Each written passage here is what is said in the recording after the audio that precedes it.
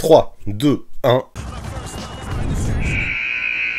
Salut à tous, comment ça va en ce mercredi? Ça prépare les fêtes, vous êtes à jour pour vos cadeaux de Noël? Moi, pas trop, mais c'est pas grave, on trouvera le temps plus tard. D'ailleurs, si vous êtes toujours en recherche de quelque chose, ou même si vous voulez vous faire plaisir, faut absolument que je vous parle de Derby Ball. Vous avez vu ce magnifique t-shirt de Tyler Hero que je porte aujourd'hui, qui va aller dans ma collecte avec tous les autres qui m'ont envoyé. Ça commence à être cool, j'en ai plein, j'adore. Parce que ouais, chez Derby Ball, ils ont un choix incroyable, avec tout plein de joueurs du présent comme du passé, avec plus de 500 références, un truc de grand malade, surtout qu'elles sont actualisées constamment. Alors allez checker ça, allez vous faire plaisir ou gâter vos proches, surtout qu'avec le code promo le 6e homme, vous pouvez obtenir 10% de réduction sur tout le site. Et en plus, ça soutient la chaîne, que demande le peuple. Donc let's go sur Derby Ball, et encore une fois, merci à eux de me faire confiance depuis tant de temps. I should know, as I've lived here for a very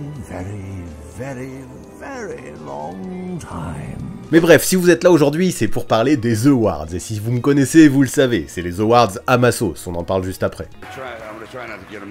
Alors que la suite de la saison pose un petit peu question, on a quand même eu un gros premier tiers de passé, et il y a des belles choses qu'on a pu voir, et des certitudes qu'on a pu élaborer. Voilà pourquoi, avec la commu, on a réussi à sortir 3 candidats par trophée, afin d'élire à chaque fois un grand champion. Alors on ne perd pas plus de temps, c'est parti pour ce premier opus des Awards 2022.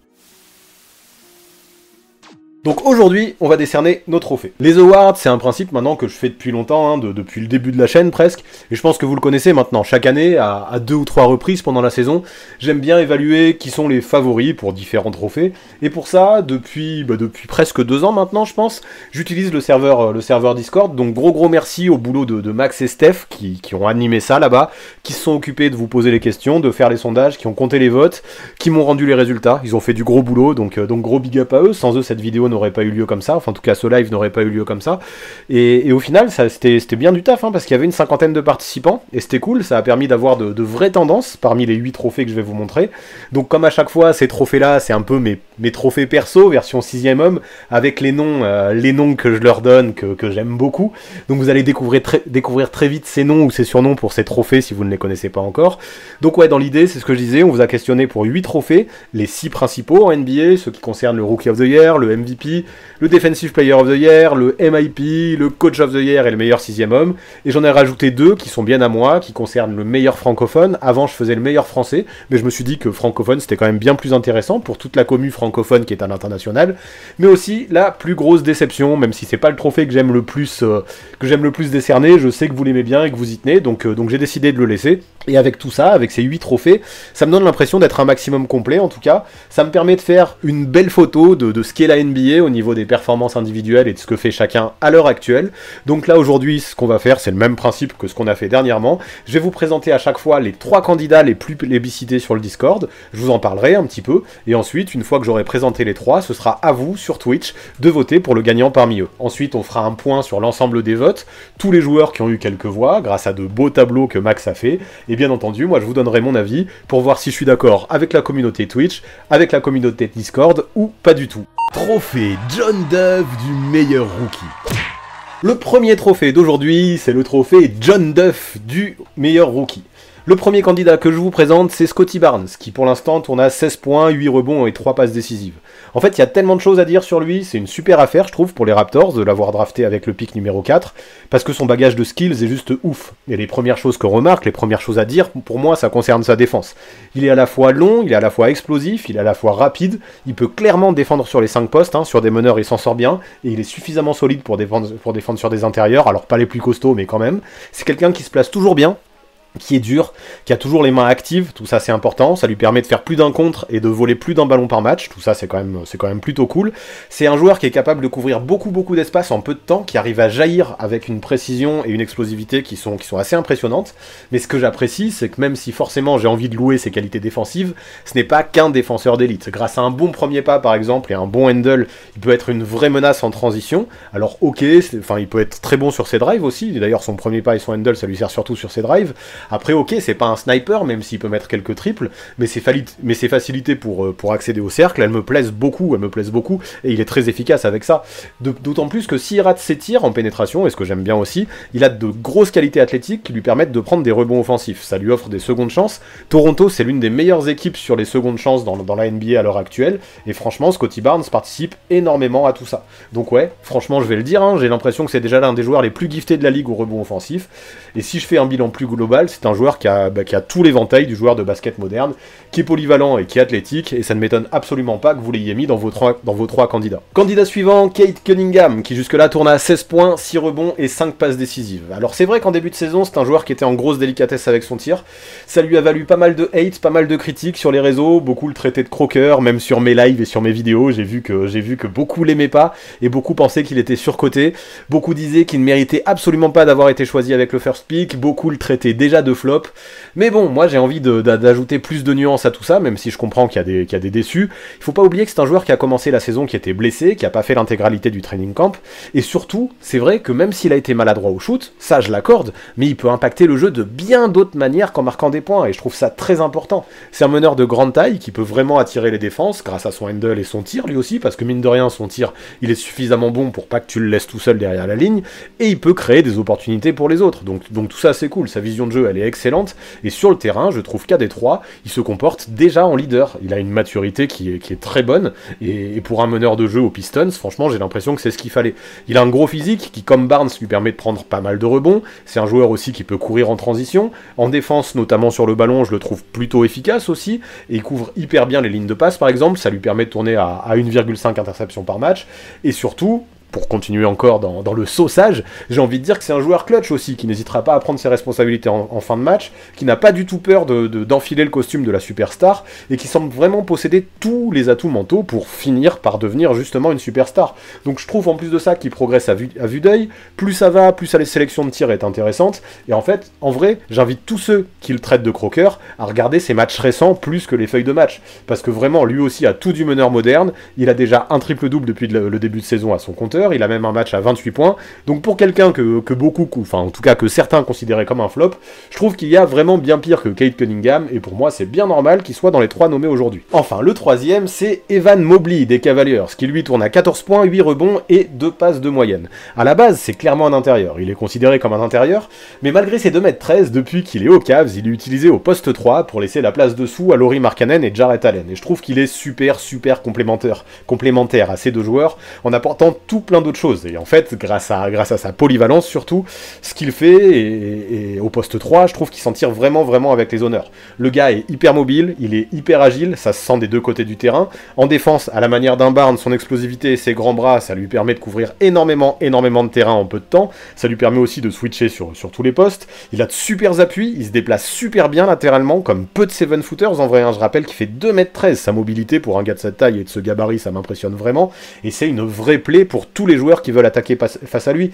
S'il tourne quasiment à 2 comptes de moyenne par match, de toute façon c'est pas du tout dû au hasard, surtout que lui aussi, en fait, comme j'expliquais sur Cunningham, il brille bien au-delà des chiffres. Si Cleveland réussit un aussi bon début de saison, et si les Cavs assurent tant en défense, c'est en grande partie grâce à Evan Mobley, même si bien sûr il n'est pas le seul responsable. Voilà, maintenant j'ai beaucoup parlé de la défense, mais ce que je noterai pour être complet, c'est que de son côté aussi, il assure en attaque, il peut prendre des tirs aux 3 niveaux, c'est-à-dire dans la raquette, à mi-distance et à 3 points, dans une grande variété de spots, dans une grande variété de positions, que ce soit sur catch and shoot ou bien même en créant son tir, parce que ça il peut le faire. Je trouve ça fort. Son match face aux Knicks par exemple, pour moi c'est déjà une référence, hein. Il a fait 26 points, 9 rebonds et 5 passes, c'est un bel exemple de son talent, et quand je vois que même Nerlens Noel qui est pourtant un bon défenseur semblait impuissant face à lui, pour moi ça veut dire pas mal de choses. Il a été élu rookie du mois de novembre, et je trouve que c'est logique, enfin dans la conférence Est en tout cas, et je trouve que c'est logique qu'on le retrouve parmi les candidats aujourd'hui. Les Cavs sont très cool à voir jouer cette saison, et pour ça, gros big up à Evan Mobley.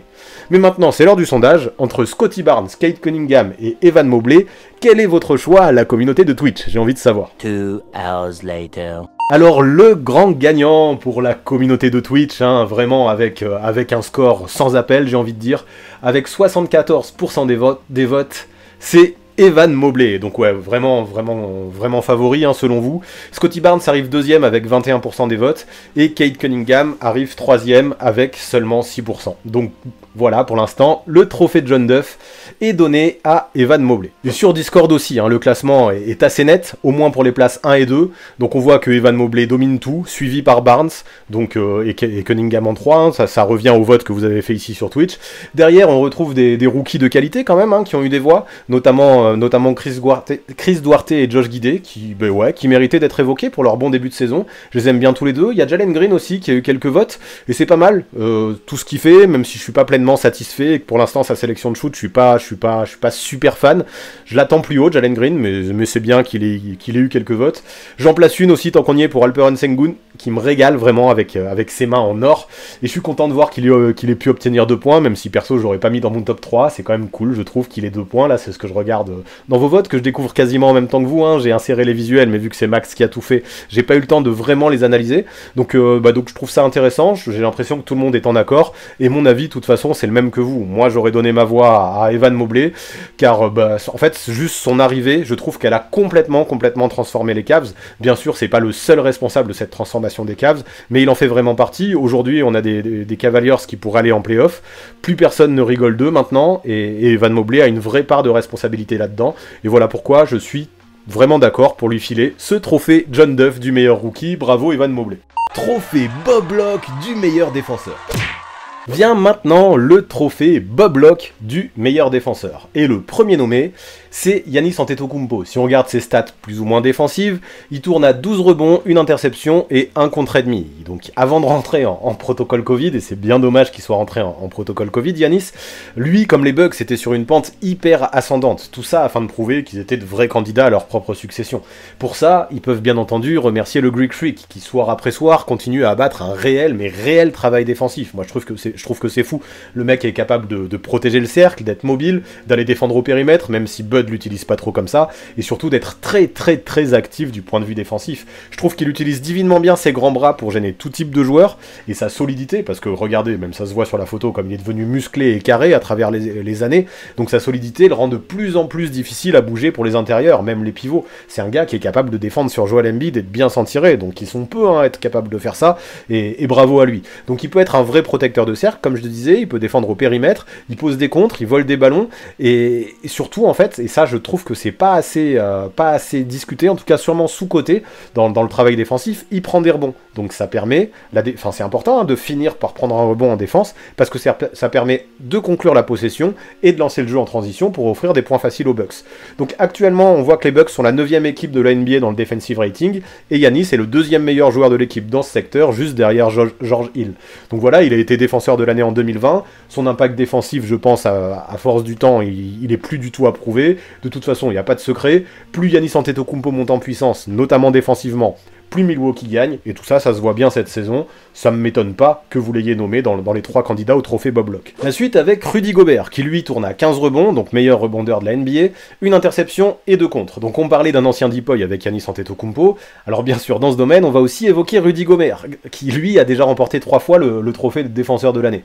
Et ce qui est fou, c'est que dans le secteur, chaque année, moi j'ai l'impression qu'il atteint son plafond, ou pas loin, et chaque année, il semble faire encore mieux l'année suivante, donc pour ça, bravo. Là, récemment, et je trouve que c'est le cas depuis plusieurs années, mais plus ça va et mieux c'est, je trouve qu'il développe sa mobilité. Donc c'est plus vraiment justement un joueur que tu peux cibler en le faisant sortir. C'était la stratégie un peu préférée des coachs adverses. Ça l'est toujours, hein, bien sûr, parce que tu préfères avoir un Gobert qui défend au périmètre que dans la raquette, tellement il est bon dans la raquette, tellement c'est un rim protector élite qui peut dévier énormément de trajectoires, mais de plus en plus, il montre des qualités pour gêner aussi les plus petits que lui. Alors bien sûr, pas n'importe qui, tu peux pas le mettre non plus sur les meneurs les plus explosifs, mais sur un switch, le temps que tout le monde se replace, il peut dépanner, il peut gêner, et c'est pas pour ça que tu vas l'attaquer sans aucun problème, parce qu'avec son envergure et sa mobilité, clairement, au périmètre, il est capable de faire le taf, au moins au minimum. En ce moment, Utah, c'est la 6e meilleure défense de la ligue en termes de defensive rating, et c'est définitivement Rudy, le capitaine, le héros même, j'ai envie de dire, dans ce secteur-là à Utah. C'est celui qui porte tout le collectif sur son dos en défense,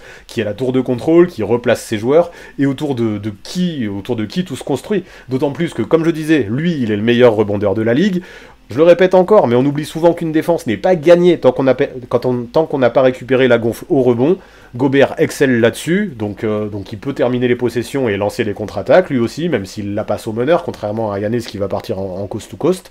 Donc ouais, comme je disais, quand Antetokounmpo, son impact défensif n'était plus approuvé, Rudy, avec ses 3 deep boys, c'est pareil. Et pareil, pour la même chose, c'est absolument pas surprenant de le retrouver ici parmi les candidats au trophée Bob Locke. Troisième candidat, Draymond Green, qui lui tourne à 7 rebonds, 1,5 interceptions et 1 contre par match. Et encore une fois, on a un ancien deep boy.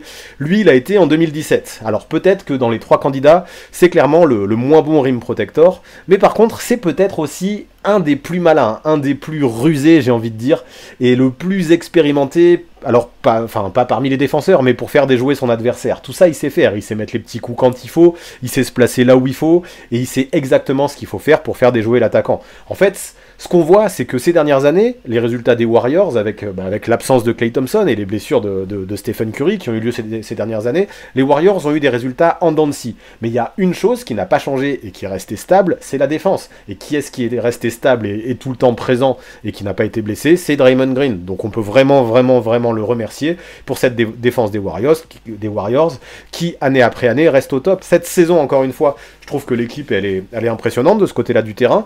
Elle possède de toute façon le meilleur defensive rating de toute la ligue, rien que ça, et je pense que déjà c'est parlant. On parle de plus en plus de Golden State comme un potentiel contender, un potentiel favori pour le titre, et donc si on parle beaucoup de Stephen Curry qui assure en attaque, je pense qu'il faut aussi donner beaucoup de crédit défensif à Draymond Green. C'est lui le capitaine de la défense des Warriors, et tout ça, ça a du poids. C'est un mec qui est capable de relever le défi face à n'importe qui est hargneux, qui est énergique, et qui a toujours quelque chose à prouver. Donc voilà, tu peux lui mettre n'importe quel adversaire en face, quelle que soit sa taille, son poids, il trouvera une solution pour au moins le gêner, parce que bon, il peut pas stopper tout le monde non plus, mais il pourra vraiment gêner tout le monde, et ce qui est clair, c'est que même s'il peut être sous-coté, je pense, dans le collectif de Steve Kerr, son impact est super précieux. Avec son QI basket et ses qualités, sa mobilité, il peut switcher, il peut lire les attaques, il peut anticiper, il peut tout lire instantanément, tout ça c'est fort. C'est un vétéran, et ça se voit, et grâce à ses grosses possessions défensives, lui aussi c'est devenu un peu un quarterback, un spécialiste pour lancer le jeu rapide des Warriors.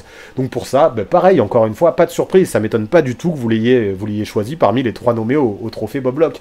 Mais maintenant, entre Giannis Antetokounmpo, Rudy Gobert et Draymond Green, dites-moi quel est votre choix. C'est le moment, la commu Twitch. Later. Selon la communauté Twitch, avec 52% des votes, le vainqueur du trophée Bob Locke, c'est Rudy Gobert. Donc 52% des votes, vient en deuxième position Draymond Green avec 26%, et Giannis Antetokounmpo à 21%. Donc ouais, c'est Rudy qui fait l'unanimité, qui a plus de la moitié des voix, donc c'est vraiment lui que vous préférez comme vainqueur de ce trophée Bob Locke à un peu plus d'un tiers de la saison. Bravo à lui. Selon le Discord, c'est Rudy Gobert qui gagne, de loin plutôt.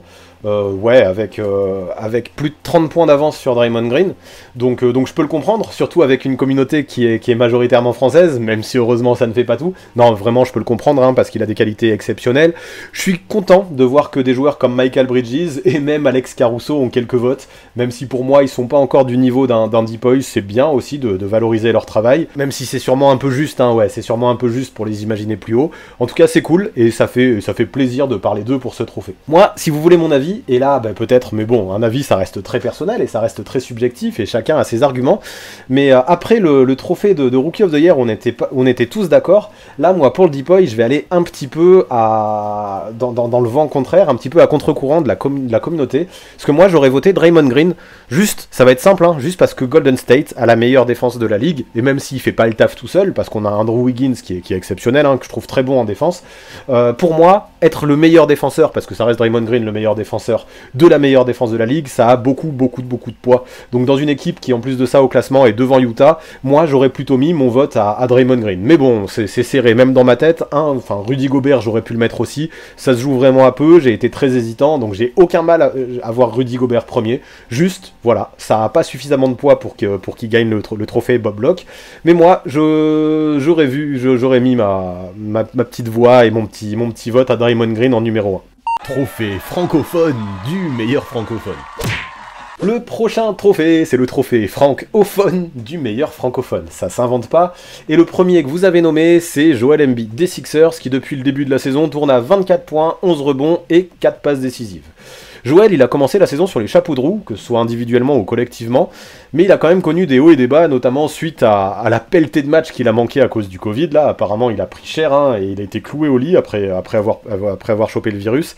Et là, depuis son retour, je trouve que parfois, ça se voit qu'il manque un peu d'endurance, et son petit shoot là en face-up à mi-distance qui était si efficace, peine un petit peu plus à rentrer que d'habitude, notamment en fin de match. Et ça, c'est un peu dommage. N'empêche que ça n'empêche pas le pivot d'être une force qui est vraiment impressionnante dans la peinture, et c'est probablement le joueur le plus dominant de toute la ligue en post-up. Là-dessus, je pense qu'il n'y a pas beaucoup de débats possibles. Donc ouais, quand il a la balle près du panier, il n'y a pas trop le choix. La plupart des équipes doivent faire des prises à deux pour arrêter ou limiter Joel Embiid. Et ce que j'aime bien, c'est que jamais dans sa carrière, là pour l'instant, il a fait autant de passes. Maintenant, il force moins, je trouve, quand il est pris à deux. Il va arrêter de vouloir constamment aller au cercle et de perdre des ballons. Et il a appris peu à peu, même s'il a encore quelques tendance à tomber dans ses travers, il a appris peu à peu à ressortir sur les shooters, notamment Seth Curry qui en profite largement. J'ai l'impression aussi qu'il communique de plus en plus, qu'il essaye de s'afficher de plus en plus en leader, en patron, même si son body language n'est pas toujours bon, j'ai trouvé qu'il avait fait des progrès là-dessus, et surtout sa prise de décision est de plus en plus impressionnante, et c'est la preuve qu'il évolue, et qu'il n'en est toujours pas à son plafond, malgré le niveau déjà excellent qu'il a su atteindre l'année dernière. Donc en fait, je pense que si Joel avait été plus régulier depuis le début de la saison, ce trophée, je lui aurais donné les yeux fermés. Mais le problème, c'est que là, ouais, depuis son retour du Covid, comme je dis, il peine à la trouver cette constance. J'aimerais aussi qu'il joue plus dans la peinture parfois, qu'il oublie un petit peu qu'il peut shooter à 3 points. Ok, il est bon à 3 points, mais un Joel, moi, je le veux dans la peinture, je veux que ce soit un joueur qui évolue davantage en pick and roll qu'en pick and pop.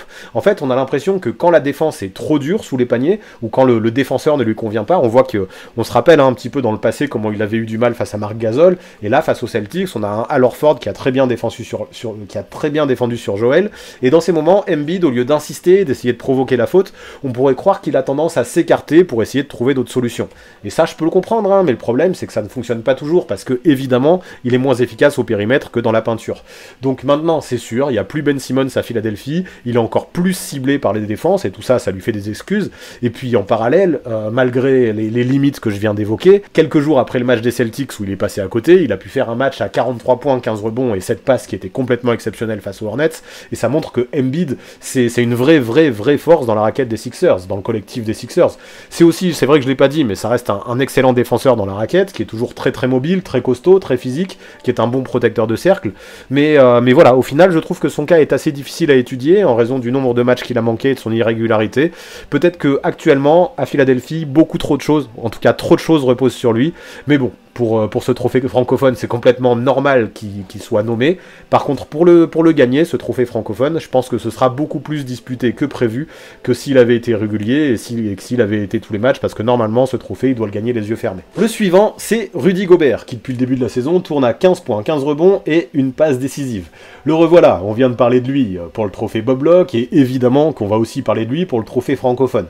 En fait, son impact défensif, on en a déjà beaucoup parlé juste avant, donc je vais pas revenir dessus, et en attaque, je pense que la chanson, vous la connaissez déjà. Ok, Rudy score que 15 points par match, mais son rôle est juste essentiel dans le collectif de Quinn Snyder, notamment pour poser les écrans. Je vais pas revenir sur sa qualité à poser des screen assists, hein, c'est le meilleur de toute la ligue, ça permet d'offrir le champ libre à ses coéquipiers. On a eu des Jordan Clarkson, des Donovan Mitchell qui en ont énormément profité, et qui peut, en plus de ça, parce qu'on parle beaucoup des screen assists, mais on oublie ce qu'il peut faire en dehors de ça, il peut également briller sur les coupes et assurer près du cercle. Il reste Rudy, le dunker le plus efficace de la NBA, qui va être très adroit au shoot, hein, de toute façon, vu les shoots qu'il prend, ils sont jamais très éloignés, et tout ça, il le fait avec beaucoup de talent. Maintenant, c'est sûr qu'il est peu servi offensivement, et que son jeu en post-up n'a absolument rien à voir avec celui de Joel. Cependant, dans tous les autres secteurs, Rudy, il arrive à compenser, son rôle, il le connaît, il l'accepte de plus en plus, je pense qu'il comprend, hein, de toute façon, de plus en plus, qu'il sera pas forcément servi, et qu'il devra briller autrement, donc il sait maintenant comment être efficace en défense, on l'a déjà dit,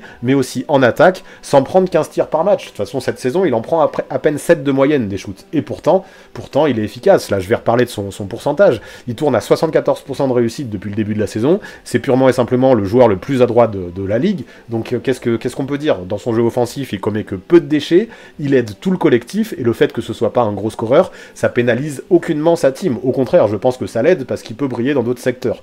Au rebond, je le répète, c'est une bête. À Utah, les l'équipe, à mon avis, elle est construite autour de lui encore plus qu'autour de Donovan Mitchell, parce que Rudy Gobert est un joueur encore plus unique que Donovan Mitchell. Donc ouais, c'est pas du tout étonnant, et c'est même complètement mérité de retrouver le français nommé pour cette distinction du meilleur francophone. Le troisième pour le trophée du meilleur francophone, c'est Nikola Vucevic, depuis le début de la saison, qui tourne à 15 points, 11 rebonds et 3,5 passes décisives.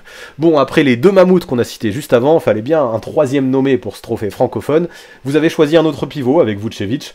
Bon, c'est clair que lui, ses stats, notamment en attaque, sont en baisse, si on compare aux saisons dernières, et notamment à l'impact qu'il avait à Orlando.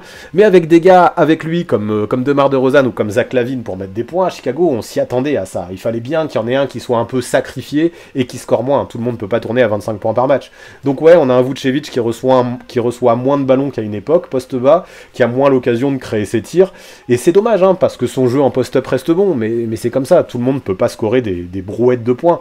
Et ça semble logique, de toute façon, que ce soit Vucevic qui en pâtisse, parce que c'était prévu. Il est ni l'option 1, ni l'option 2 de Billy Donovan à Chicago. Puis en plus de ça, comme Joël, il a manqué 2 semaines à cause du Covid, il y a mieux, hein, je trouve, pour trouver sa place dans une équipe qui a été tant renouvelée que les Bulls.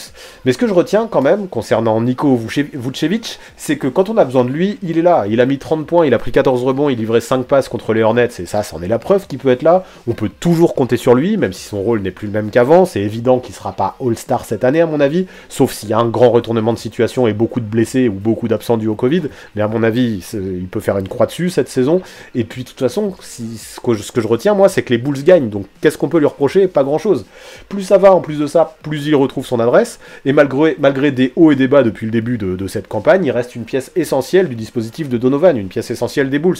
De toute façon, pour aller loin, que ce soit en saison régulière ou en play-off, Chicago aura besoin d'un bon Vucevic, et selon moi, il est capable de tenir ce rang, parce que ça reste un mec intelligent, un mec altruiste, qui est capable de sacrifier ses tickets shoot pour le collectif, qui se sacrifiera lui-même, même pour cette équipe des Bulls, et tout ça, ça reste important, surtout qu'en défense, même s'il est toujours très loin d'être élite dans le domaine, je trouve qu'il y a un peu de mieux, il fait au moins le minimum, même si ça reste peut-être en dessous de la moyenne des pivots, et que c'est pas non plus un rim protector, je trouve qu'il y a un petit peu de mieux dans son impact, sa mobilité et son placement.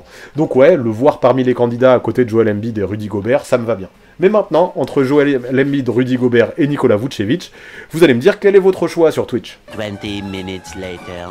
Pour le trophée francophone du meilleur francophone, sur Twitch, à 46%, vous avez choisi Joel Embiid, qui est devant Rudy Gobert avec 40%, et devant Nikola Vucevic qui ferme la marche avec 14% et la 3e place. Donc Joel Embiid, vainqueur de ce trophée, bravo aux Camerounais des Sixers pour ça. Et sur Discord, c'est en désaccord, et avec pas mal d'écart finalement, parce que la communauté Discord, en fait comme je m'y attendais, et ça se voit largement, et ça s'est vu aussi dans vos votes sur Twitch, on a quand même 2 gros candidats qui ont fait un fossé avec tout le reste, Rudy Gobert et Joel Embiid, et clairement ça se joue entre les deux, on a Gobert, Embiid, puis les autres. Ici c'est quand même Rudy qui gagne, sans trop d'hésitation, et ça je peux l'entendre, je donnerai mon avis après.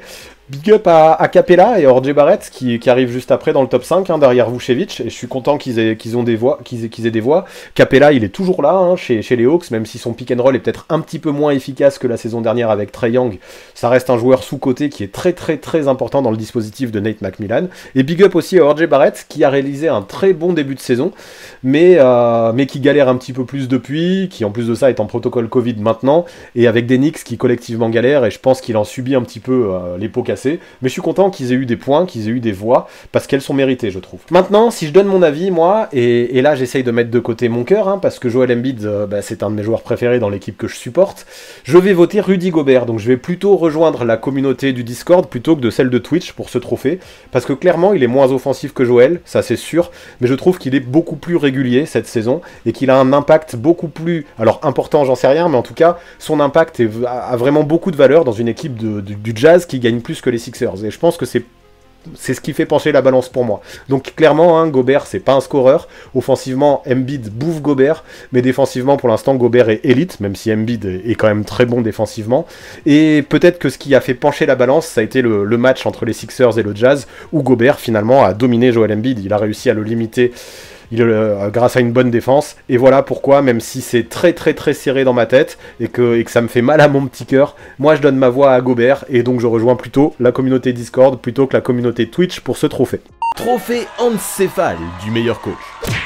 Trophée numéro 4, le trophée Encéphale du meilleur coach. Et le premier que vous avez nommé sur Discord, c'est Billy Donovan, qui est à la tête des Bulls, qui ont un bilan jusque-là de 18 victoires pour 10 défaites, et qui s'affiche à la 2e place de l'Est. Chaque année, Billy Donovan, on entend beaucoup de haters à son sujet, et chaque année, je trouve que, au moins en saison, et quasiment chaque année, il tire le meilleur de son effectif. Il me semble, de mémoire, que la saison dernière, c'est la seule de sa carrière où il a eu un bilan inférieur à 50%. Et vu qu'il venait d'arriver aux Bulls, on peut le pardonner. Là, à Chicago, il a vraiment un effectif new look, et je trouve que, et c'est tout à son honneur, il a réussi très rapidement à en tirer le meilleur et à les faire gagner malgré le manque de vécu collectif du groupe.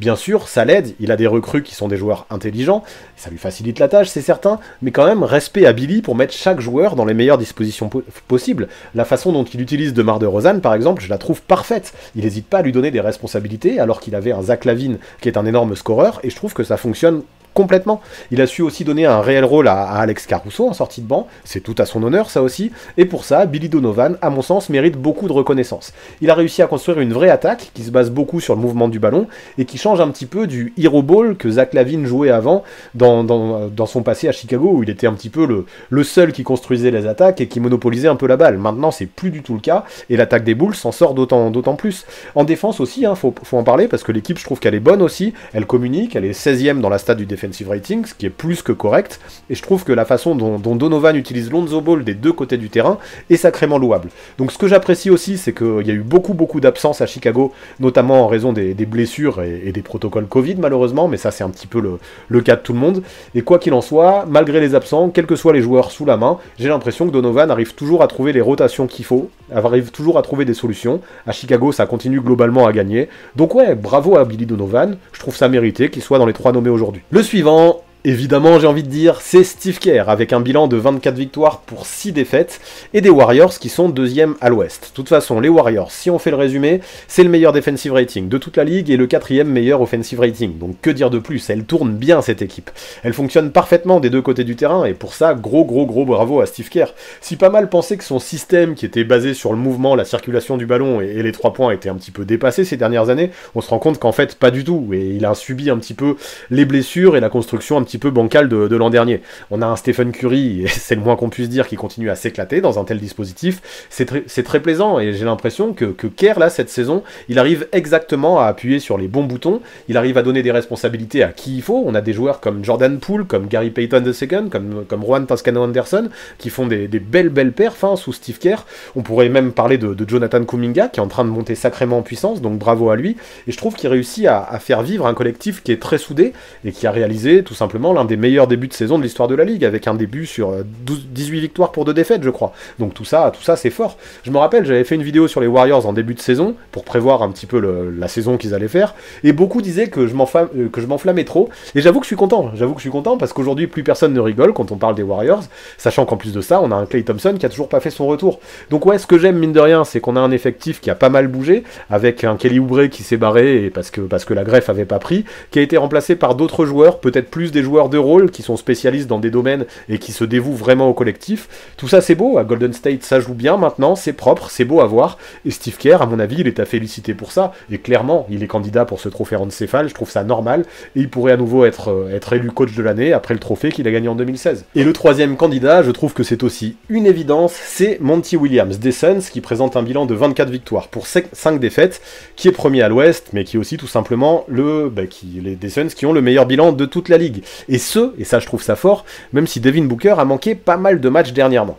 Pourtant, je trouve que malgré tout ce que réussissent les Suns, malgré tout ce que réussit Phoenix, on dort toujours un peu sur eux, on dort aussi un peu sur Chris Paul, mais aussi sur Monty Williams. En donnant complètement les clés de l'attaque au point guard, il a réussi à faire une énorme série avec Phoenix, donc 18 victoires de suite, de mémoire, et le coach a réussi à faire en sorte de prouver que la présence de Phoenix en finale NBA l'an dernier, elle n'était pas due seulement à un bon alignement des astres ou des planètes. On a une vraie équipe qualitative, qui a un vrai collectif, et qui a un vrai fond de jeu, qui est très très beau à voir aussi.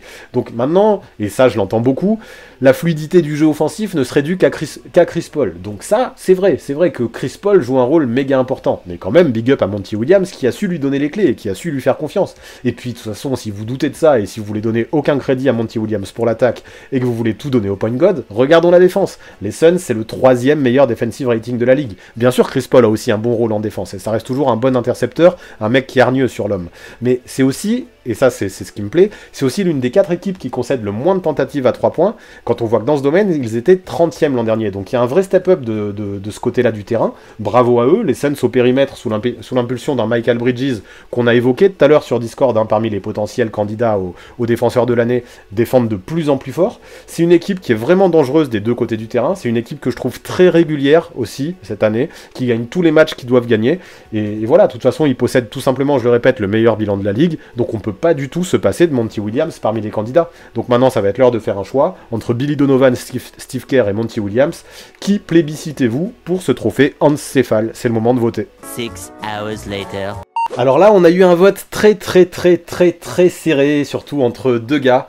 Et donc le vainqueur du trophée Hans Cephal, du coach de l'année, jusque-là en tout cas, avec 47% des voix, c'est Steve Kerr, qui arrive juste devant Monty Williams, qui est juste derrière avec 44% des voix, et Billy Donovan ferme la marche avec 9% des voix. Donc bravo à Steve Kerr qui remporte ce trophée Hans Cephal. Si on regarde ce qu'a pensé la commu Discord, c'est en accord un petit peu avec la communauté de Twitch. Donc ouais, de toute façon, on voit qu'il n'y a pas eu trop d'hésitation parmi les 3 candidats. Kerr, Monty Williams et Billy Donovan semblent largement devant tous les autres candidats. Kerr arrive même largement vainqueur, hein, vous l'avez plébiscité sur Discord. Donc ouais, on a une hiérarchie qui est clairement définie entre la place 1, la place 2 et la place 3. Et un gros écart avec le reste. Donc je suis content de voir que Taylor Jenkins ait quelques votes, parce que je trouve que ce qu'il fait est clairement sous-coté, année après année, avec les Grizzlies.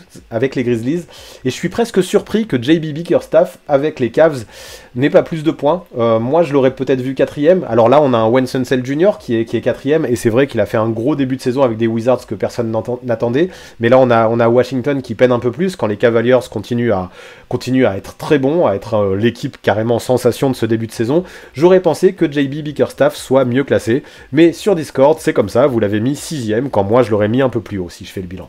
Mais voilà, maintenant il est plutôt temps de vous donner mon avis sur le coach de l'année, et là cette fois-ci, je vais être en complet accord avec la commu, que ce soit celle de Discord et celle de Twitch. En vrai, j'ai eu une vraie hésitation entre les 3, allez, plutôt entre les 2, hein, plutôt entre Steve Kerr et Monty Williams. Mais je choisis Kerr, tout ça parce que on a, mine de rien, un Monty Williams qui avait déjà fait de très belles choses l'année dernière avec les Suns, qui a fini 2ème de la conférence Ouest, qui est arrivé en finale, et il continue sur sa lancée. Alors, bien sûr, il faut lui donner énormément de crédit pour ça, et c'est pour ça que j'ai trouvé ça hésitant, mais moi, ma préférence va pour Steve Kerr, parce qu'il a réussi, ouais, je le répète, à faire changer la tendance, et à faire très fort, à être premier à l'Ouest pendant un long moment avant de se faire dépasser par les Suns, là, récemment, avec un effectif qui, pour l'instant, est incomplet, parce que je le répète, hein, on attend toujours Klay Thompson, et dans une moindre mesure, James Wiseman, et voilà, donc ouais, l'effectif en plus de ça a beaucoup été remodelé, ça a cliqué tout de suite, tout ça bravo à Steve Kerr, et en plus de ça, pour finir, les Warriors, personne ne les attendait si haut, hein, je le répète, je l'ai vu dans les commentaires de ma vidéo de début de saison, donc ouais, il a réussi à prouver que les Warriors pouvaient être encore des candidats au titre potentiellement, donc ouais, c'est les raisons principales qui font que ma voix, moi, va plutôt à Steve Kerr. Trophée Joker du meilleur 6ème homme.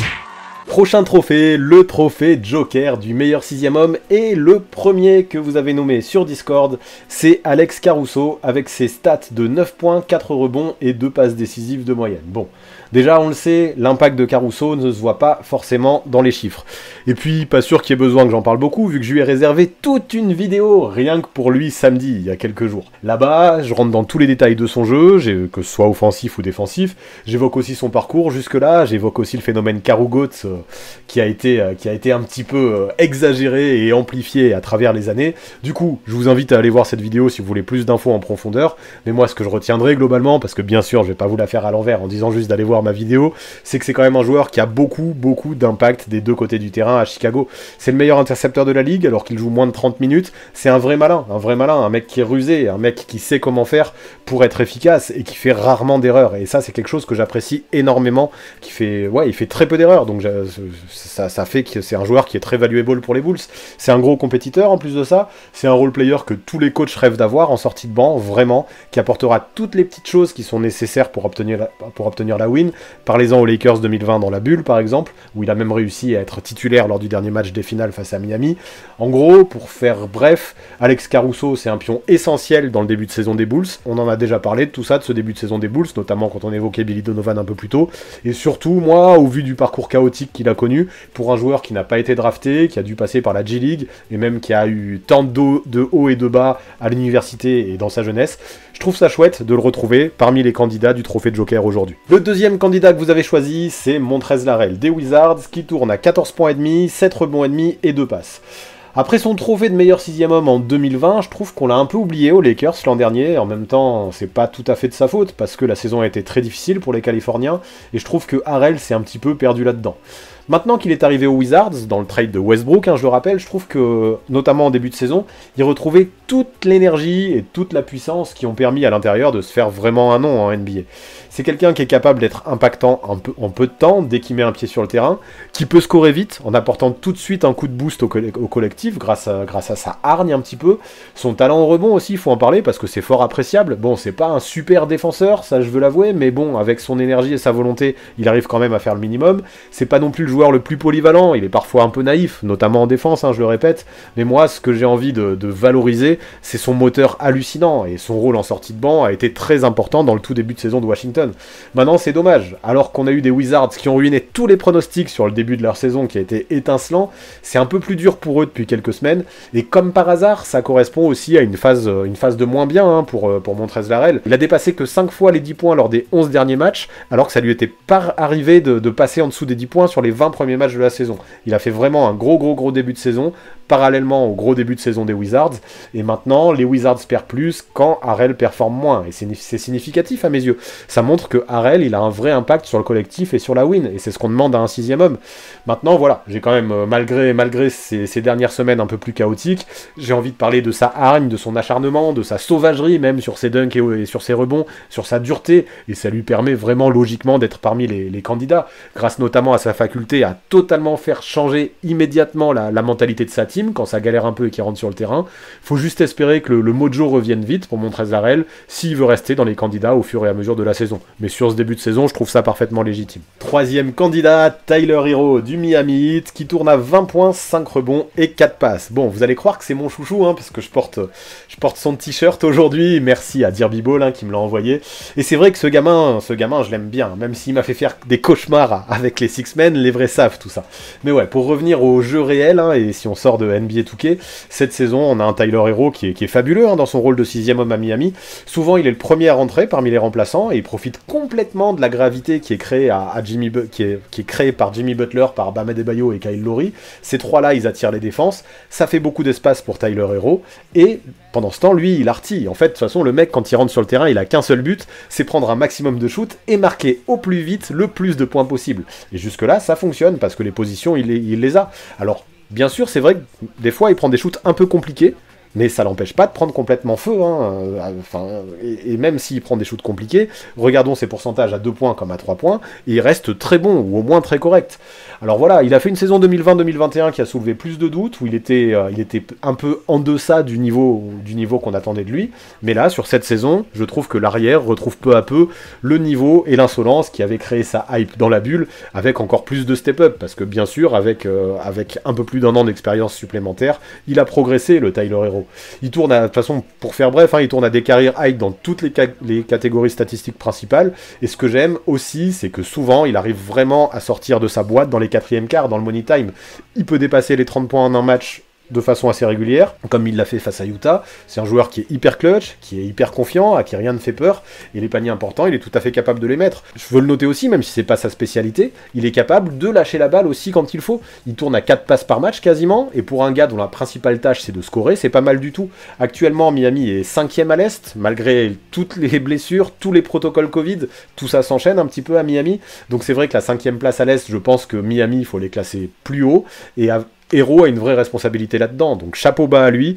Ça aurait été un scandale à mon sens qu'il ne soit pas nominé parmi les 3 candidats à ce trophée de Joker. Donc voilà, maintenant vous allez choisir sur Twitch qui de Alex Caruso, Montrezl-Harrell ou Tyler Hero mérite ce trophée. Quel est votre choix? C'est le moment de vous positionner. Several bad puns later.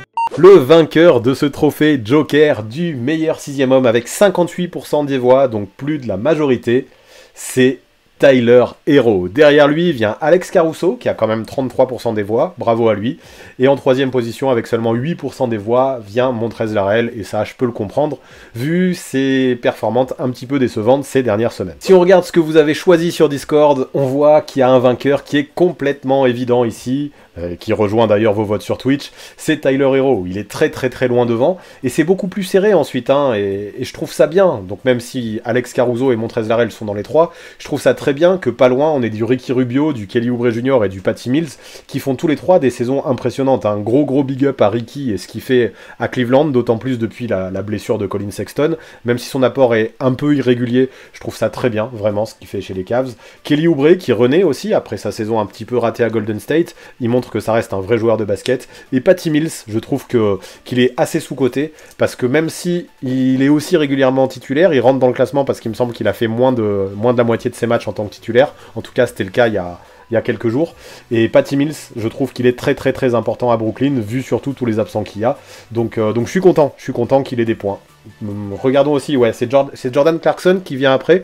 Je le trouve un petit peu bas pour quelqu'un qui est le vainqueur de l'an passé. Pourtant, il est toujours très important à Utah, mais je comprends aussi qu'il n'ait pas reçu tant de votes que ça, parce que si on regarde son impact, il est un petit peu en baisse par rapport à la saison dernière, et je pense qu'il en paie le prix un petit peu dans vos votes sur Discord. Si je donne mon avis, je vous rejoins absolument sur Tyler Hero. Pour moi, de toute façon, il n'y a pas trop de discussion possible jusque-là pour ce trophée.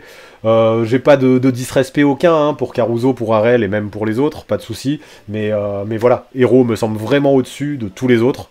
Ne serait-ce que par son impact dans le scoring, et c'est souvent ce qu'on demande à un 6e homme, d'avoir ce côté étincelle un petit peu, de pouvoir foutre le feu sur quelques shoots dès qu'il rentre sur le terrain pour donner un gros coup de boost quand la seconde unit va arriver.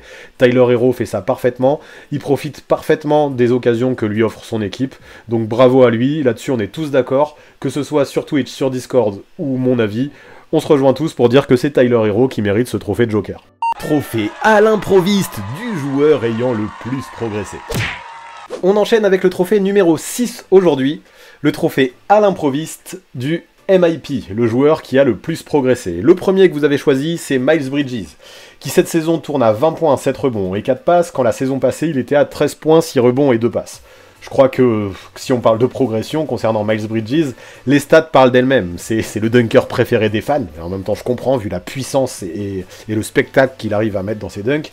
Et je trouve que cette saison, il montre qu'il n'est pas qu'un dunker ou un phénomène athlétique. Dans cette jeune équipe des Hornets, le rôle de Bridges est définitivement devenu primordial. C'est devenu la cible préférée des passes de LaMelo Ball, et Bridges sait les utiliser et conclure après ses passes avec beaucoup de talent. Avant, je pense, c'était surtout un role player. Maintenant, il fait partie des jeunes pépites de la ligue, alors qu'il a seulement 23 ans, c'est un mec qui est polyvalent des deux côtés du terrain, qui est ultra athlétique, qui est explosif, qui met en plus quelques triples, même si c'est toujours pas un expert, c'est bien ce qu'il fait derrière la ligne, en tout cas il peut être une menace, un gars que tu ne laisses pas seul, il peut régulièrement dépasser les 30 unités, tout ça c'est fort, et il est en train de vivre une progression que je trouve juste phénoménale. Et quand on voit que, entre autres, avec lui, les Hornets possèdent un bilan équilibré cette saison, malgré, encore une fois, et je le répète, c'est le cas de beaucoup d'équipes, beaucoup de difficultés et d'absence de joueurs en raison du Covid, qui ont obligé notamment LaMelo Ball et Terry Rozier à manquer pas mal de matchs, c'est fort ce que fait Miles Bridges. Donc aujourd'hui, il est bien plus, je le répète, qu'un phénomène athlétique ou qu'un role player, donc je comprends tout à fait qu'il fasse partie de vos favoris pour ce trophée à l'improviste du MIP. Le suivant, c'est Dejounte Murray, qui cette saison est à 18 points, 8 rebonds et 8,5 passes, quand la saison dernière, il était à 16 points, 7 rebonds et 5 passes. Donc là, la progression en termes statistiques est sûrement moins impressionnante que celle de Bridges, sauf si on prend les passes décisives, où là, on voit qu'en termes de chiffres, Dejounte Murray a vraiment step up. Donc il est dans une équipe des Spurs où on reconstruit, clairement, avec les départs de DeRozan, de Aldridge, de Mills et de Rudy Gay en l'espace de même pas un an, et forcément, quand on a tous ces joueurs de qualité et expérimentés qui s'en vont, il faut bien d'autres joueurs qui step up, et Dejounte Murray à San Antonio, c'est celui-là. Donc ouais, comme je disais, sa progression, elle a beau être moins flagrante que celle de Bridges dans les stats, quand on regarde les matchs des Spurs et quand on voit jouer Dejounte Murray, je trouve que là, sa progression devient évidente. Avec un coach comme Popovich, c'est désormais lui le patron de l'équipe. À son arrivée en NBA, c'était un joueur qui était surtout considéré comme un défenseur, et c'est vrai, c'est un bon défenseur, même un très bon défenseur, Dejounte Murray. Il a des grands bras, il s'est resté sur l'homme, et pour tout ça, bravo à lui. Mais aujourd'hui, c'est aussi devenu un chef d'orchestre, un playmaker qui est ultra complet. Il est capable de tourner à des chiffres qui sont proches du triple-double soir après soir, et même si lui non plus, c'est pas un sniper d'élite, ça se sent de plus en plus qu'il prend confiance derrière la ligne, et pour ça, bravo à lui. Donc, c'est plus dans le changement de rôle et d'impact que je vois sa progression à Murray. Maintenant, c'est vrai qu'il paye un petit peu le prix du fait que les Spurs sont en difficulté, qu'ils sont seulement 12e à l'ouest, même si on les attendait pas vraiment plus haut. Mais voilà, en plus de ça, l'effectif est jeune et limité, le meneur fait ce qu'il peut pour les aider et à garder la tête hors de l'eau, et donc ouais, au final, je peux qu'applaudir la progression de Dejounte Murray, qui plus ça va, plus il devient un joueur important, et plus il devient un joueur intelligent et accompli. Donc ouais, je comprends très bien que vous l'ayez nommé parmi ces 3 candidats. Le troisième, c'est Jordan Poole, qui cette saison tourne à 18 points, 3 rebonds et 3 passes de moyenne, quand la saison passée, il était à 12 points, 2 rebonds et 2 passes. Alors pour lui, pour commencer, je veux faire un gros mea culpa. J'avais fait une vidéo en début de saison où je parlais des joueurs qui, selon moi, allaient exploser, allaient faire une breakout season, et j'avais pas mis Jordan Poole parmi mes 6 sélectionnés. J'avais sûrement un peu peur de voir un scoreur un peu trop unidimensionnel, malgré les progrès qu'il avait fait au scoring, hein, c'était sûr. Je pensais que les déchets allaient sûrement le gêner, peut-être, et pénaliser l'équipe, en me disant que son temps de jeu allait sûrement se réduire s'il commettait justement trop de déchets. Et là, force est de constater que jusque-là, je me suis vraiment planté. Je me suis même procuré son maillot en signe de paix avec ses supporters, pour montrer à quel point je respecte le niveau que Jordan Poole est en train d'atteindre cette saison. Quoi qu'il en soit, en étant titulaire au poste 2 dans l'une des meilleures équipes de la ligue, la conclusion elle est simple, Poole assure bien comme il faut. Même s'il possède un côté étincelle que je verrais vraiment bien en sortie de banc, et que j'aurais bien mis pour le trophée Joker, s'il n'était pas titulaire, dans ce rôle de 6ème homme, je trouve que ouais, ce rôle il l'assumerait vraiment bien, et peut-être qu'il le trouvera ce rôle quand Klay Thompson reviendra.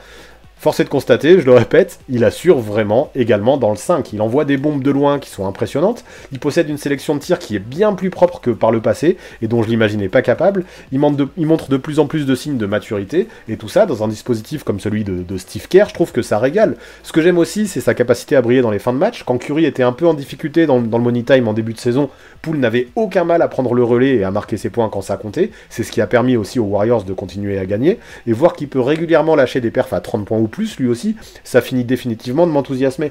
Le mec, il est rapide, il va vite hein, quand il a la balle, et même sans la balle, il a un très bon handle, il a aucun mal à créer son shoot avec réussite, il peut aussi jouer off the ball, et tout ça c'est très important, je trouve que c'est un bon complément finalement de Curry, même si au départ je l'imaginais pas, et quand l'on voit que l'an dernier, il a dû faire ses preuves, il a été en difficulté, il est même passé par la G-League, il a hustle, il a galéré, et qu'aujourd'hui il a un rôle primordial dans une équipe qui gagne, moi je dis bravo, sa progression est fulgurante, alors encore une fois, désolé, mea culpa pour Jordan Poole, j'ai sûrement trop dormi sur lui en début de saison, et voilà, aujourd'hui, maintenant, il a complètement gagné sa réputation de gros bosseur, ça se voit, c'est un joueur très très très sérieux, et il est en train de le prouver soir après soir, donc félicitations à Jordan Poole. Mais maintenant, après que j'ai bien saucé Jordan Poole, à vous de choisir entre Miles Bridges, Dejounte Murray et Jordan Poole. Dites-moi quel est votre choix sur Twitch. Later that same evening. Alors, le vainqueur de ce trophée à l'improviste de la meilleure progression, selon Twitch, c'est Miles Bridges, avec 48%, qui gagne de très peu devant Jordan Poole qui obtient 40%, et un Dejounte Murray qui ferme la marche avec 12%, des votes qui me semblent à peu près cohérents, même si je donnerai mon avis plus global juste après. Si l'on regarde la communauté Discord, on voit que Miles Bridges arrive très très très loin devant, beaucoup plus que ce que je ne l'imaginais, avec beaucoup plus d'écart que ce que vous avez voté sur Twitch. Après, je peux le comprendre hein, que Miles Bridges arrive si loin devant, car en termes de chiffres, c'est vraiment lui qui fournit les meilleures stats et qui a la meilleure progression chiffrée. Donc ouais, c'est un choix qui s'entend complètement. Pour ce qui est du reste, je me serais attendu à voir Ja Morant beaucoup plus haut, parce qu'il a vraiment, alors c'était déjà un franchise player, mais là je trouve que c'est encore un franchise player qui a passé un autre cap, donc ouais, j'aurais pensé qu'il serait dans le top 3, donc il ne l'est pas, mais maintenant je peux tout à fait comprendre le top 3, vous en avez préféré 3 autres, c'est le jeu, et puis c'est vrai aussi qu'on l'a pas vu depuis presque un mois, avec ce foutu protocole Covid dans lequel il est rentré, ça n'aide pas, donc petit big up aussi à Jarrett Allen, hein, qui fait une grosse saison, et Darius Garland, il symbolise un peu la saison de Cleveland, et ils viennent juste derrière, je suis très content qu'ils aient des points. Dans ce classement, je vois, comme on a parlé dans le chat, on voit pas Desmond Bane, et Desmond Bane, ça m'aurait fait plaisir qu'il ait quelques voix, parce qu'il fait de belles choses aussi avec les Grizzlies, et de toute façon, tout ce que je vois dans ce classement Discord me semble plutôt cohérent. Mais maintenant, moi, si je donne mon avis, et bien finalement, je suis d'accord encore une fois, ni avec la communauté Twitch, ni avec la communauté Discord. Alors c'est peut-être parce que j'ai trop envie de me faire pardonner à son propos, mais moi je choisis Jordan Poole pour deux raisons. La première, c'est que dans le trophée de MIP, dans le trophée à l'improviste, pour moi, la win compte énormément. Et Jordan Poole, c'est celui qui est dans la meilleure équipe.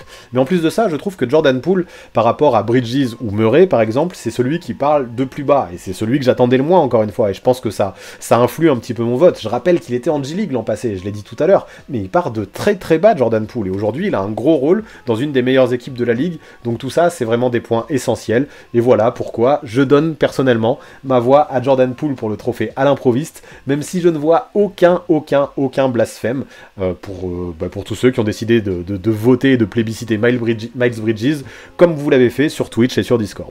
Trophée Omer Dalor de la plus grosse déception. Le trophée numéro 7, l'avant-dernier, c'est le trophée Omer Dalor de la plus grosse déception de ce début de saison. Et le premier que vous avez choisi parmi les 3 candidats, c'est James Harden qui cette saison tourne à 21 points, 8 rebonds et 10 passes. Donc quand je dis ça et qu'on regarde ses stats vite fait, ça paraît plutôt bien dit comme ça. Mais en fait ça l'est un petit peu moins quand on regarde son adresse au tir. Ça me fait toujours de la peine de décerner une telle distinction parce que James Harden appartient toujours ou pas loin quand même à l'élite de la ligue, on va pas se mentir. J'ai pas de doute là-dessus d'ailleurs. Mais c'est vrai que face aux attentes qu'on pouvait avoir sur lui, il déçoit. Lui-même l'a dit, de toute façon. Avec lui, avec le barbu, on a trop pris l'habitude de prendre son niveau exceptionnel pour acquis, comme quelque chose de normal. Alors c'est sûr que par rapport à ce qu'on pouvait attendre de lui, et par rapport à ce qu'on semblait qui était acquis, il est en dessous. Et ça nous heurte, et je peux l'entendre. En fait, il est l'un des joueurs qui souffre le plus des nouvelles règles, pour lesquelles il est beaucoup plus dur d'obtenir des fautes. Il était à 12 lancers francs tentés dans la saison 2019-2020 avec Houston. Il est passé à 7 aujourd'hui, donc la régression est assez forte, même si finalement la saison dernière il en shootait aussi beaucoup moins et il avait réussi à plus briller dans un rôle de playmaker, mais peu importe, là on parle de cette saison, et là ce qu'on voit c'est qu'avec ces règles ça l'oblige à aller chercher ses points de manière différente et à prendre des shoots plus difficiles face à des défenses qui peuvent se permettre d'être plus agressives aussi face à lui.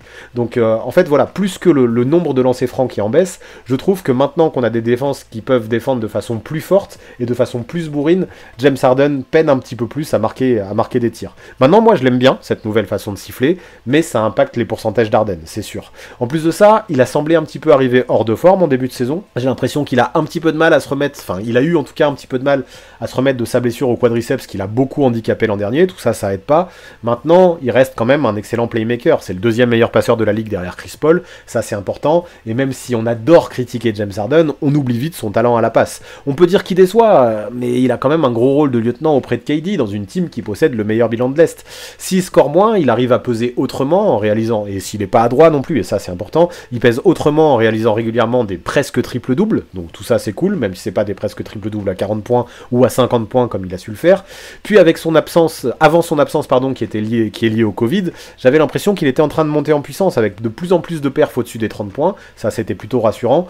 Mais voilà, si je fais le bilan pour finir avec James Harden, parce que pas besoin d'en dire trop, au vu des attentes qu'on peut placer en lui, un ancien MVP je le rappelle, c'est vrai que ce qui montre cette année, c'est pas forcément suffisant, donc je comprends qu'il soit parmi vos déceptions. Espérons pour lui juste qu'il puisse revenir en bonne forme quand il reviendra de ce foutu protocole Covid. Le suivant que vous avez choisi pour ce trophée Omer Dalor, c'est Damian Lillard, qui cette saison tourne à 23 points, 4 rebonds et 8 passes. Et en voilà un autre en vrai qui souffre des nouvelles règles, un petit peu pour les mêmes raisons que j'ai évoquées concernant James Harden, et donc de l'intensité que peuvent mettre les défenses maintenant sur lui, sur les shoots extérieurs. Donc en raison de ça, lui aussi, Lillard a vu ses pourcentages chuter, et aujourd'hui, le meneur tourne à moins de 40% de réussite au global, c'est faible, et ça fait très peu quand même, moins de 40% de réussite. Le truc, c'est qu'en plus de ça, lui, il a pas la chance d'avoir un KD à côté de lui pour porter la team quand ça va pas et continuer à gagner. Donc résultat, avec un Lillard qui shoot pas et moins de supporting, qui shoot mal en tout cas, et moins de supporting cast que Harden, on a des Blazers qui sont ultra décevants jusque-là. 13 wins pour 18 défaites et une 11e place à l'ouest, c'est bien trop peu pour Portland. Et rien à dire, Lillard, on peut pas le cacher, il est au moins partiellement responsable de ça. C'est sur lui que les Blazers doivent compter soir après soir, et quand il répond pas présent et qu'il sort un 6 sur 21 au tir, comme ce fut le cas face aux Grizzlies récemment, forcément c'est plus dur pour obtenir la victoire. Donc ouais, cette ambiance de lose se ressent de plus en plus, je trouve, sur l'attitude des Blazers. Et ça fait que je suis pas forcément ultra optimiste les concernant, d'autant plus avec la nouvelle absence de CJ McCollum. Maintenant, ouf, et ça c'est important de le préciser, il semble un peu se reprendre en main là depuis une bonne semaine. Il a mis 43 points la semaine dernière face à des Hornets, donc ça c'est vraiment la preuve qu'il est en train de revenir à son niveau, et tant mieux. Donc maintenant c'est à lui de continuer à trouver des solutions pour aider son équipe à sortir la tête de l'eau, et je pense qu'il en est capable.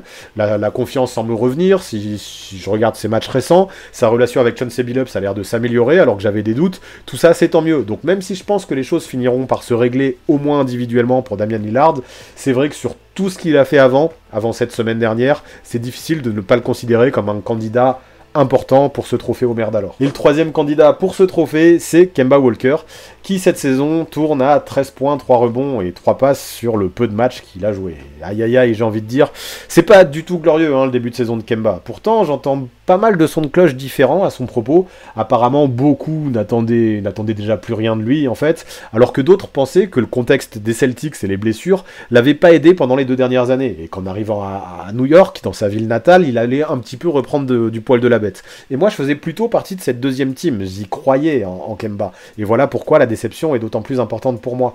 Par contre, on avait beau y croire ou ne pas y croire, peut penser qu'après même pas 20 matchs, il serait complètement sorti de la rotation et enchaînerait les DNP. Ça, c'est complètement fou, c'est complètement lunaire, et je pensais pas qu'on en arriverait là. Dernièrement, si on enlève les derniers matchs, même dans le garbage time, Thibodeau refusait de le mettre sur le parquet, et tout ça c'est flagrant. En fait, sur le début de la saison, il était en galère sur le scoring, sur le shoot, sur le playmaking, et pour un meneur de jeu quand même, c'est plutôt embêtant. Si je fais le bilan concernant Kemba, il était juste méconnaissable sur le début de la saison, avec un plus-minus qui était scandaleux, qui prouvait carrément, ça me fait toujours de la peine de dire ça, mais qui prouvait carrément l'impact négatif qu'il avait sur ses Knicks. Donc ouais, ce gars qui était le leader des Hornets semble complètement disparu. Même si j'ai trouvé le choix de Thibodeau sévère, je peux le comprendre, parce que Thibodeau se concentre principalement sur la défense, et il a souvent des rotations resserrées, donc il est obligé de faire des choix forts. Kemba Walker a subi ses choix. C'est comme ça. Donc maintenant, bravo à lui quand même, parce que je le trouve exemplaire dans le discours et l'attitude. Malgré son absence et malgré son ancien statut de star, il a été sorti de la rotation et il a jamais sorti un mot plus haut que l'autre. Il a toujours eu la volonté de faire passer l'équipe avant lui, tout ça c'est bien. Pour un quadruple All-Star en plus, c'est encore mieux. Et là, ça m'a plu, parce que samedi, en profitant des absences Covid, il a retrouvé le temps d'un match au moins, on verra ce que ça donne ensuite, sa place de titulaire. Et malgré la défaite face à son ancienne équipe de Boston, il a mis 29 points, et ça montre que ça reste quand même un vrai joueur, et c'est pas passé inaperçu. Voilà, c'est peut-être de bon augure pour la suite, mais pour l'instant, un peu comme Harden qui arrivait à remonter en puissance, un peu comme Lillard qui a fait 2 bons derniers matchs, tout ça c'est trop frais, et Kemba devra montrer beaucoup plus souvent un tel impact pour ne plus être considéré comme décevant, et je trouve ça totalement logique de le retrouver parmi les 3 candidats aujourd'hui. Donc maintenant, faites votre choix, dites-moi quelle est selon vous la plus grosse déception de la saison entre James Harden, Damian Lillard et Kemba Walker. 1 minute 37 seconds later. Entre James Harden, Damian Lillard et Kemba Walker, le vainqueur du trophée Omer d'alors que vous avez choisi à 46%, c'est Damian Lillard qui arrive devant Kemba Walker avec 38% à la 2e place et James Harden en 3e place avec 17%. Donc finalement, la hiérarchie est assez évidente. C'est Damian Lillard pour vous la plus grosse déception de ce début de saison. Sur Discord, ce qu'on voit, c'est, et ça m'étonne pas du tout pour ce genre de distinction, parce que ça dépend vraiment des critères et des attentes de chacun, ce que je vois c'est qu'il y a tout plein de joueurs cités, et on en a beaucoup qui ont des scores assez similaires, parce que je rappelle, et je tiens à préciser, qu'en plus de tous les joueurs qui sont là, c'est écrit en bas à gauche, il y a eu 15 joueurs cités en plus d'eux, donc ça en fait tout un paquet, et ça a été un trophée pour lequel il a été difficile, je pense, de vous positionner. Donc ouais, c'est assez normal, vu la subjectivité de ce trophée, et par exemple, on peut voir qu'il y a des gars comme Kyrie Irving, comme Ben Simmons, comme Zion Williamson, qui n'ont pas joué un seul match, mais qui sont cités là-dedans, et bon, ils ont manqué tous des matchs pour des raisons différentes, hein. Ben Simmons, c'est qu'il fait la gueule aux Sixers, Kyrie Irving, c'est qu'il veut pas se vacciner, Zion Williamson, c'est qu'il est blessé et qu'il est pas en forme. Moi, j'ai quand même du mal à voter pour des joueurs qui n'ont pas joué, mais je peux comprendre que ce soit décevant de ne pas les voir sur le terrain, au vu des attentes que l'on a auprès d'eux, et au vu du niveau qu'ils peuvent avoir quand ils sont sur le terrain. Malheureusement, ils le sont pas, et ce que je vois, c'est que sur le Discord, c'est quand même Lillard qui a gagné, tout comme sur Twitch, sûrement parce que vous attendiez énormément de sa part, et que son adresse jusque-là est catastrophique. catastrophique. Je veux noter aussi la présence d'Evan Fournier, que je peux comprendre aussi, et la présence de Julius Randle. Hein. On a des Knicks qui en plus de Kemba Walker qui est là, déçoivent globalement. Malgré quelques belles perfs, Evan, son adresse est pas top hein, pour l'instant. Mais bon, moi je suis assez, alors optimiste je sais pas, mais en tout cas je suis content de la belle perf que lui aussi a réalisé face aux Celtics dernièrement. Et même s'il est encore irrégulier, j'espère que Evan pourra vite relever la tête. Maintenant, moi, si je donne mon avis, une nouvelle fois, je suis pas souvent d'accord. D'habitude, je suis souvent d'accord avec vous pour les awards. Mais on dira qu'aujourd'hui, c'est l'épisode qui fera exception à la règle. Moi, j'aurais voté Kemba Walker en déception numéro 1. Parce que même si certains attendaient peu de lui, je trouve qu'il est celui, et de loin, qui est tombé vraiment, vraiment le plus bas, en sortant carrément de la rotation, quand James Harden et Damian Lillard ont toujours des rôles importants dans leur équipe. Alors peut-être que moi j'attendais beaucoup trop de lui, mais je trouve que la chute est beaucoup trop vertigineuse pour un Kemba Walker pour que je ne le mette pas numéro 1 dans mes votes. Donc voilà, en plus de ça, on a des nouvelles règles qui peuvent un petit peu excuser Damian Lillard et James Harden, quand pour Kemba Walker, le souci semble être encore différent. Je me demande de plus en plus s'il n'est pas rincé, j'espère que non, parce que c'est un joueur que j'aime beaucoup, et malgré son petit coup de boost stressant face à Boston, moi perso, il est mon trophée Omer d'alors, et je suis encore en désaccord avec vous. Trophée Yvan du rêve du MVP. Le dernier trophée, celui que vous attendez le plus, le trophée Yvan du rêve du meilleur joueur de ce début de saison, du MVP de ce début de saison. Et le premier que vous avez nommé, c'est Giannis Antetokounmpo, avec son début de campagne à 27 points, 12 rebonds et 6 contres. Et voilà, une autre tête connue, vu qu'il était déjà dans les candidats au trophée Bob Locke un peu plus tôt, et donc j'en ai déjà parlé. Pas besoin d'en faire des tonnes sur son impact défensif, vous le connaissez maintenant que je l'ai déjà abordé. Pas besoin de redire non plus à quel point plus il joue bien et plus les Bucks performent, ça aussi je l'ai déjà dit. Et tout ça s'est vraiment senti au mois de décembre, je trouve. En tout cas, ce que je vois, c'est que Milwaukee, après un début de saison un petit peu poussif, qui peut être dû, je pense, au nombre de blessures qu'ils ont connues, a de nouveau bien grimpé dans les classements et devient de plus en plus l'équipe qui nous a fait rêver l'année dernière, en tout cas qui a gagné la Ligue la saison dernière. Donc maintenant, est-ce qu'il faut vraiment que je justifie sa place dans le top 3 ? Un mec qui, selon vous, fait partie des 3 meilleures défenses de la Ligue, qui pèse énormément dans le jeu d'une équipe qui gagne et qui tourne à 27 points par match, donc qui est super important des deux côtés du terrain, c'est dur de ne pas le considérer comme un candidat MVP. Et surtout au vu de son attitude, je trouve. Le mec a eu beau gagner un titre l'an dernier, ça se voit, ça lui suffit pas, il a faim, il veut marquer la légende, il s'en donne les moyens.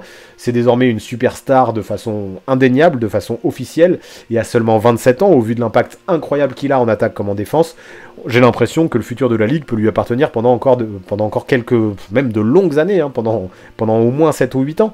Donc ceux qui le critiquent pour son adresse à 3 points ou au lancer franc, je peux les comprendre, mais regardez ce qu'il fait dans tous les autres secteurs.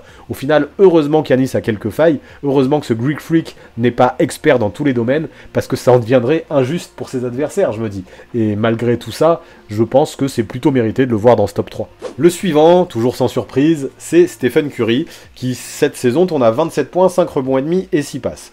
Bon, les Warriors, on en a déjà pas mal parlé aujourd'hui, parce que parmi les nommés, on a déjà eu du Steve Kerr, du Draymond Green et du Jordan Poole, et en plus de ça, je crois que perso, c'était mes 3 choix pour gagner leurs trophées respectifs, même si c'était pas forcément le choix de la commu, notamment pour Green et pour Poole. Kerr, il me semble qu'on se rejoignait.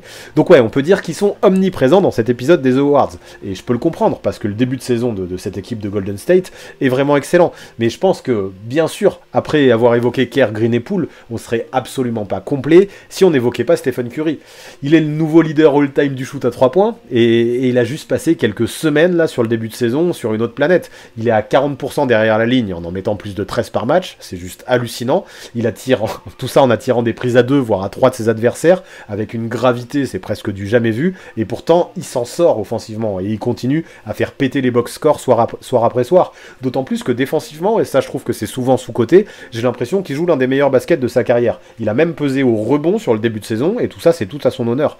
Donc voilà, maintenant je peux pas être complet si je ne parle pas du petit coup de moins bien qu'il a connu ces derniers temps avant de choper le record. Peut-être qu'il était un peu trop préoccupé par ça et ça s'est senti sur son adresse. Je sais pas en tout cas si c'est lié, mais c'est vrai que ouais, il a été un peu moins en réussite que sur le début de saison, mais ça n'enlève rien sur tout ce qu'il a fait avant où il était d'une insolence presque jamais vue. Enfin, à part par le Stephen Curry de 2016. Il paraît ultra motivé, de toute façon, que non, l'ère Warriors n'est pas finie. Si l'an passé, il faisait des stats dans une équipe qui peinait à gagner, c'est désormais plus le cas aujourd'hui, hein, je le rappelle. Les Warriors sont 2e à l'Ouest, on l'a déjà assez dit aujourd'hui. Donc ouais, clairement, ça aurait été une hérésie de ne pas voir Stephen Curry mentionné aujourd'hui pour le trophée Yvan du Rêve. Donc c'est tout à fait normal que je parle de son cas parmi les nommés. Et le 3e, c'est Kevin Durant, qui jusque-là tourne à 30 points, quasiment 8 rebonds et 6 passes. Et je parlais d'hérésie pour Curry. Pour KD, c'est un petit peu la même. Impossible de ne pas l'imaginer parmi les candidats à ce trophée. Donc malgré un James Harden qui déçoit, on l'a déjà dit pour le trophée précédent, et un Kyrie Irving qui est toujours absent jusque-là en raison du vaccin, même si a priori il pourrait revenir sur les matchs extérieurs bientôt, on a un ailier qui porte sa team soir après soir, sans jamais s'arrêter, et qui est juste incroyable, et qui dégoûte un peu tous les coachs adverses, quoi. Je trouve ça hallucinant. Non content d'être le meilleur scoreur NBA, il est aussi sans trop de discussion possible, je pense, le meilleur défenseur de cette équipe des Nets, et tout ça c'est juste du pain béni pour Steve Nash d'avoir un tel joueur dans son roster. Le mec en fait il fait tout et le schéma est souvent le même. Souvent pendant les 3 premiers quarts-temps, il prend ce que la défense lui donne, il force pas, il joue du basket intelligent et du basket propre, il essaye d'impliquer au maximum ses coéquipiers parce qu'il sait qu'il ne gagnera pas tout seul et que c'est important de mettre tout le monde en confiance, il sait que plus ses potes brilleront, plus les Nets augmenteront et capitaliseront sur leur chance de gagner. Il y a un mec comme Patty Mills à ses côtés que je répète, qui en est devenu, par exemple en tout cas je le répète, qui est devenu primordial dans ce dispositif des Nets. Mais voilà, ça c'est pendant les 3 premiers quarts-temps. Mais lorsque le match arrive proche de son terme et qu'il est serré, c'est terminé pour KD, la balade de santé. Il prend ses responsabilités, il devient juste inarrêtable. Il dribble, il drive, il envoie des 3 points, il envoie des pull-ups et tout ça avec une efficacité qui est létale. Il tourne à des pourcentages qui sont supérieurs à 52% en prenant soir après soir des shoots qui sont ultra durs, qui sont souvent bien défendus et qui finissent en swish. Moi ça me fait halluciner. Tout ça, ça fait gagner sa team. Ça classe un homme quand même, tout ce que je viens de dire. Avec son agilité et sa taille, la défense se retrouve tout le temps quasi sans solution, et ça en devient déprimant parfois. Sa blessure au tendon d'Achille, on a l'impression, après toute sa rééducation, ça lui a rien fait, et j'ai l'impression qu'on retrouve le KD des Warriors, qui faisait un peu ce qu'il voulait en playoff, avec un mec qui atteint un niveau de folie. Un soir, il met 50 points, le match suivant, il pose un triple-double à 34 pions, le match encore après, il est ultra clutch, toujours en mettant 34 points. Il faut juste espérer pour lui ou pour les Nets que son entrée dans le protocole Covid ne mette pas un frein à ce qu'il est en train de faire en ce moment, parce que sur ce début de saison, si Stephen Curry est sur une autre planète, KD est tout avec lui sur cette planète qui est très très très loin de la planète Terre, en tout cas au moins autant que Stephen Curry. Mais voilà, le choix va être difficile en tout cas je pense, mais entre Giannis Antetokounmpo, Stephen Curry et Kevin Durant, dites-moi qui vous voyez comme vainqueur, comme gagnant de ce trophée Yvan du Rêve pour ce début de saison. One debt to society later. Entre Giannis Antetokounmpo, Stephen Curry et Kevin Durant, votre MVP, celui qui remporte le trophée Yvan du Rêve de ce début de saison, c'est roulement de tambour. Stephen Curry à 60%, une majorité assez écrasante que je n'imaginais pas, j'imaginais un vote beaucoup plus serré, mais Curry chope quand même 60% des votes, devant un Kevin Durant qui a 32% et un Giannis Antetokounmpo qui est loin derrière avec 8%. On va voir ce qu'en dit Discord, et sur Discord, vous êtes d'accord avec Stephen Curry, qui est là aussi assez loin devant Kevin Durant. On a en tout cas des votes intéressants.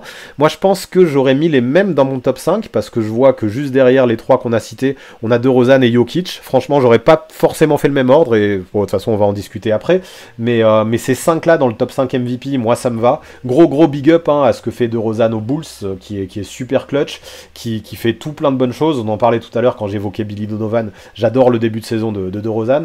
Gros big up aussi à Nikola Jokic dans une équipe des Nuggets qui est vraiment décimée. Il est au four et au moulin tous les soirs, et voilà, sans Jamal Murray et sans Michael Porter Jr., on a un Jokic exceptionnel qui leur évite d'avoir la tête sous l'eau. Maintenant, forcément, le bilan des Nuggets lui fait un peu de mal dans la course au MVP, et encore, ça aurait pu être beaucoup plus catastrophique, ce bilan des Nuggets. On voit ensuite qu'on a Booker qui a quelques votes, LeBron qui a des votes, Chris Paul qui a des votes, Gobert, Paul George aussi. Pour moi, tous ceux-là, ils sont quand même bien en dessous du top 5 là que je viens d'évoquer. En tout cas, que ce soit sur Twitch ou sur Discord, c'est Stephen Curry, votre lauréat, et plutôt de loin, pour le trophée Yvan du Rêve. Et encore une fois, vu qu'apparemment c'est la journée, moi je suis pas forcément d'accord, j'aurais voté pour Kevin Durant en MVP de ce début de saison. En fait, Pour être honnête, jusqu'à il y a une semaine ou deux, j'aurais clairement mis Steph sans réflexion et sans trop d'hésitation. Mais là, je trouve que depuis ce petit moment, on a un Curry qui a connu un coup de moins bien, je répète, hein, pendant qu'il essayait de choper le record. Je sais pas si c'est lié ou non, je pense que c'est peut-être un peu lié, peut-être un peu trop de pression autour de ce record. Mais quand Stephen Curry a un petit peu levé le pied, on a un Kevin Durant, lui, qui a vraiment accéléré, avec 3 perfs de fous qui ont suivi, hein, je le répète, 51 points dans un match, un triple-double dans l'autre, une performance hyper clutch dans le suivant. Actuellement, Kevin Durant, KD, là, je le trouve élite dans absolument tous les secteurs du jeu, même en défense. Et sur ce premier gros tiers de saison, pour moi, il est the real MVP. Pourtant, gros big up au début de saison de Stephen Curry, et je sens que les fans du chef vont me jeter des tomates, mais j'assume, moi je vote Kevin Durant. Épilogue. Si on fait le bilan pour ces awards de ce premier tiers de saison, le trophée John Duff du meilleur rookie va pour Evan Mobley, selon vous, à 74%. Et là-dessus, j'étais d'accord avec vous. Le trophée du meilleur défenseur pour vous va à Rudy Gobert à 52%, quand moi j'aurais plutôt dit Draymond Green. Le trophée du meilleur francophone, donc le trophée francophone, arrive à Joel Embiid avec 46% des votes, quand moi j'aurais mis Rudy Gobert, mais je comprends que ça se discute. Le trophée du meilleur coach, on est d'accord, vous avez choisi Steve Kerr à 47%. Le trophée du meilleur 6e homme, on est également d'accord, vous avez choisi Hero à 58%.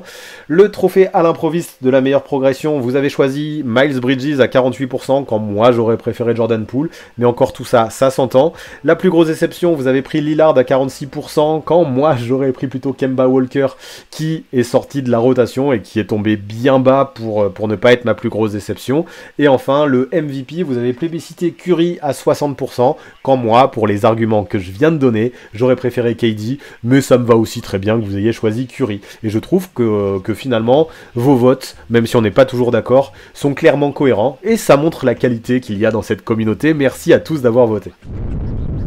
Voilà pour ce qui est de ce premier opus des Awards, voilà pour ce qui est de ce nouveau Crystal Ball. Alors, est-ce que ça vous a plu? Est-ce que vous êtes d'accord avec tous ces résultats, avec la communauté? Dites-moi la liste, vous, de vos 8 trophées, afin de voir si on est d'accord. Moi, comme d'habitude, je vais étudier ça, je vais faire mes petites statistiques, je les rajouterai à mes tableurs, je trouve ça super intéressant. Sinon, je vous le rappelle, hein, pour vous faire plaisir ou pour gâter vos proches avec ce genre de t-shirt, c'est sur DearBeeBall qu'il faut aller faire un tour et profiter des 10% de réduction que vous aurez avec mon code.